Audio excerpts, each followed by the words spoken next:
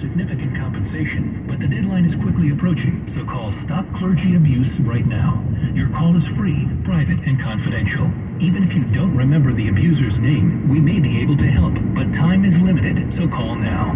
Catholic Diocese have paid more than $3 billion to victims, with the average settlement at $268,000. In parts of California, the settlements are much higher. Call 855-43-ABUSE now, or soon you may forever lose your chance to file a claim. You can't change the past, but you can be compensated for it. Call 855-43-ABUSE. A representative is standing by to help. Call 855-43-ABUSE. That's 855-43-ABUSE. KCBS News Time 1:18. It's traffic and weather together with Carolyn Burns. And a couple of problems now in the East Bay. We do have an accident. It's on eastbound 80, just after Hilltop Drive. The two cars there, looks like they've got everything moved off to the right-hand shoulder. Now, there's possibly a third vehicle, might be a little bit further east from this crash. They do have tow trucks on the way there. We are seeing a little bit of sluggish traffic there that starts from just before El Portal. Also, we have road work in Berkeley now. Eastbound 80 completely closed between University Avenue and Gilman Street. Then from Gilman to Buchanan, there are alternating lane closures. So right now, drivers might want to get off at Ashby Avenue and take that frontage road to Gilman to get back on to eastbound 80. Your next traffic update is at 1:28 on the traffic leader, KCBS. Yeah, the weather just looks wonderful all the way through the 6-day forecast. Patchy coastal bay fog most mornings. Mostly clear skies inland, lows from the upper 40s to the 50s. Sunny and breezy today through Friday with highs from the low 60s to the low 70s. Increasing clouds on Saturday through Monday, Halloween, with highs in the 60s and low 70s. A slight chance of some sprinkles on Saturday. Continued cool overnight with lows from the upper 40s to 50s.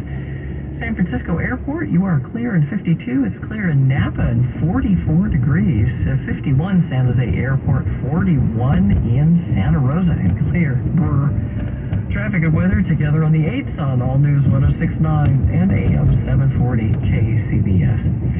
KCBS News Time 1:20 as the News Watch continues. The rate of deadly heart attacks among young people shot up during the pandemic. KCBS's Chris Ancarlo has more on research about COVID's impact on cardiovascular health. Researchers have been tracking heart attack rates well before the pandemic, so it was notable when COVID surges swept across the country. So too did corresponding rates in heart attack deaths. In particular, at proportion among even younger individuals, which has been very concerning. Dr. Susan Chang is the senior author of this study out of Cedars-Sinai in Los Angeles. The study shows that people aged 25 to 44 had heart attacks at a 30% higher rate than projections by the second year of the pandemic. Now, aside from younger people, there were other groups who saw higher death rates.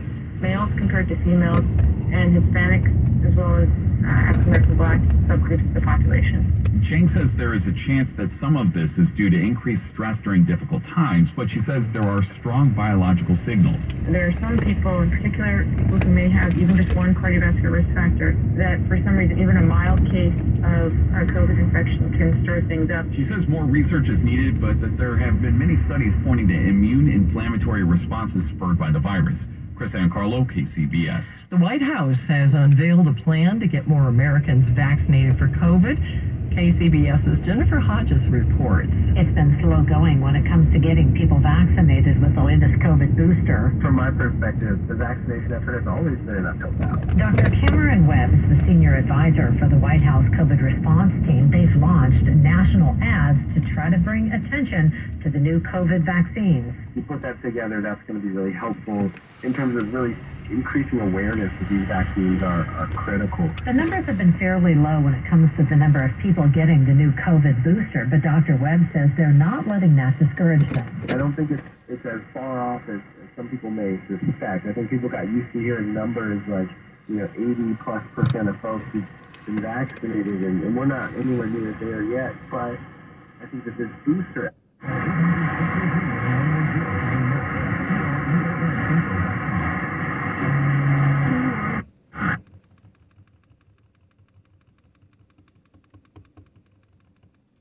road here in the UK, and she stepped down as